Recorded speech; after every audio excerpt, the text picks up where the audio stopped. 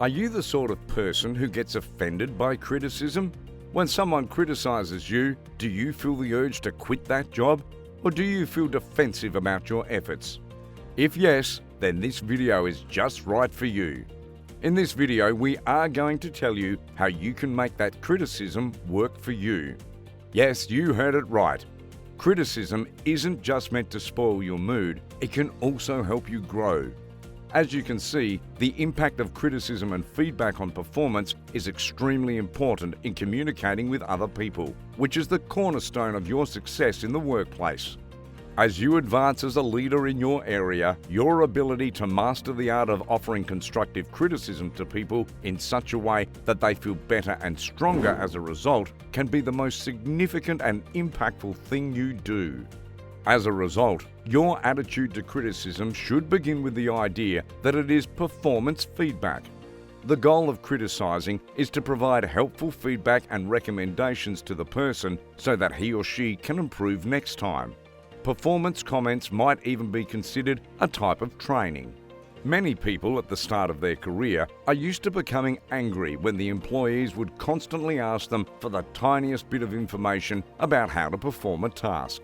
But when you have the right attitude, you recognize that training or instructing those younger than you or reporting to you was also an important component of your profession. Because you have already mastered these particular approaches and procedures, you are the boss. You now must educate and train others in these techniques so that they master them and progress upwards and onwards as well. When someone makes a mistake at business or in your personal life, you must count to 10 and decide that this is only a chance to assist the individual in becoming better the next time. It does not help to become furious and seek revenge against someone who has committed a mistake. And now for something completely different. Almost everyone gives their absolute best.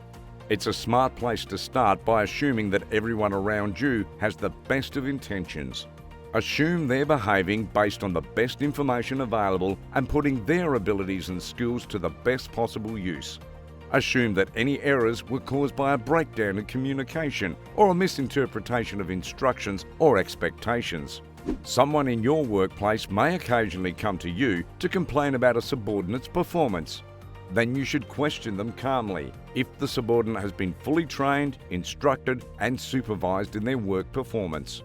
It's absurd for a boss to expect someone to do a decent job if they haven't been adequately trained and instructed in the job's performance. One can learn by osmosis or trial and error.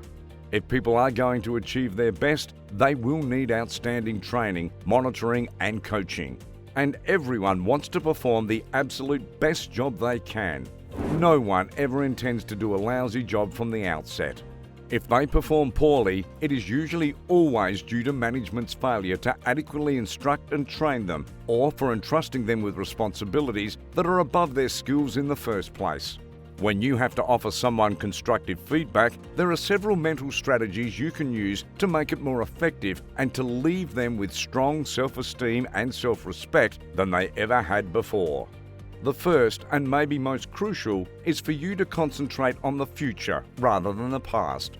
The past has always been a source of negativity. Because there is nothing that can be done about the past, consistently dwelling on it and reminding a person of their mistakes simply makes them feel horrible about themselves. In some ways, the person feels enraged and stuck since the past is irreversible like spilled milk. Your criticism becomes positive and productive when you inspire the person to think about the future and what can be done the next time this similar circumstance arises. The person with whom you are conversing will also be happier and more upbeat.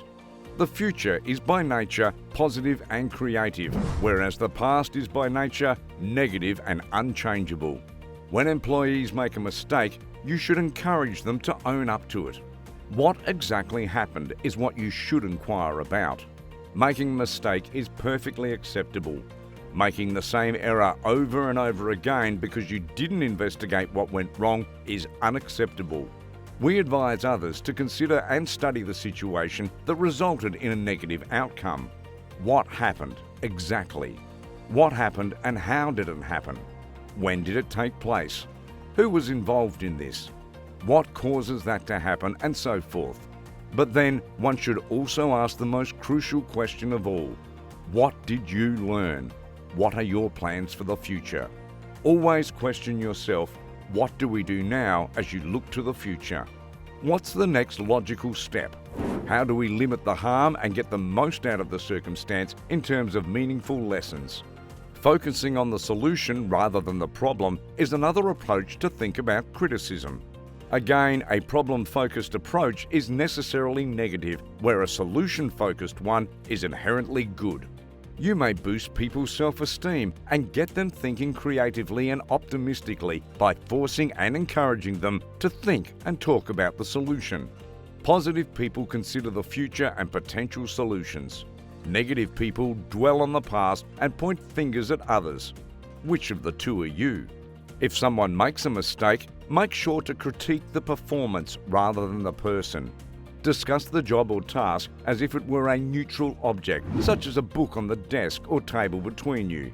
You can say, "This task is not being done the way we expected," instead of saying, "You made a blunder." Talk about the job or the performance as if it was someone else. Discuss how to make it better. Discuss significantly what is required of this role and be specific when discussing areas where the task is not being done properly. Talk about what the other person will do in the future while discussing performance involvement with an employee or child. What will happen to performance and how much will it change? How will the performance improvement be measured? What kind of timetable or deadline will we use to determine whether or not performance has improved? Maintain the conversation's emphasis on where you're headed and what you'll do following the meeting. You should reconfirm your belief and faith in the other person at the end of any session of performance enhancement. "I know you're capable of doing a fantastic job," you should say. "I am completely confident in you. Please contact me if you have any questions or concerns, or if there is any way I can assist you." There is a specific strategy that you may utilize when coaching and counseling people to assist them to perform better in sales or any other field of business. The finest managers use this strategy or procedure to develop the highest performing and most successful employees. To begin, you follow along and see the other person perform the task. If you're a sales manager, you'll accompany a salesperson on a call and sit silently while they close the deal. Refrain from interfering or interrupting. If a customer approaches you and asks you a question, politely direct them to the salesman while remaining as silent as possible. When you get outside after the sales call, you simply ask the salesman how he or she felt about the call. The salesperson will be sensitive to criticism and feel nervous, but if you inquire how he or she felt about the call, he or she will give you an honest appraisal. When people are asked to give your criticism on their performance, we've found that they are harsher on themselves than you would be. You simply listen and nod pleasantly and sensitively to whatever the person has to say about their performance. Don't add anything or confirm anything. If the person is critical of his or her performance, inquire, how would you manage it next time? What would you do if you had a second chance to make this call? Encourage the individual to consider the future and what they will do next. Then, right before the next sales call or work function, you can make a suggestion for improvement to the individual. Don't overload the other person with suggestions. Several suggestions are worse than no suggestions at all. Why? Because people are unable to assimilate many inputs about their particular performance and may miss the basics while focusing on all the extra details. Whether you are the one receiving it or the one giving it, make sure to consider these points and it will surely turn your life the other way around. We hope you liked today's video.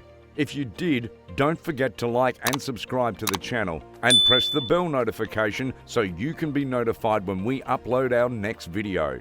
We will see you in the next video. Until then, take care. Bye.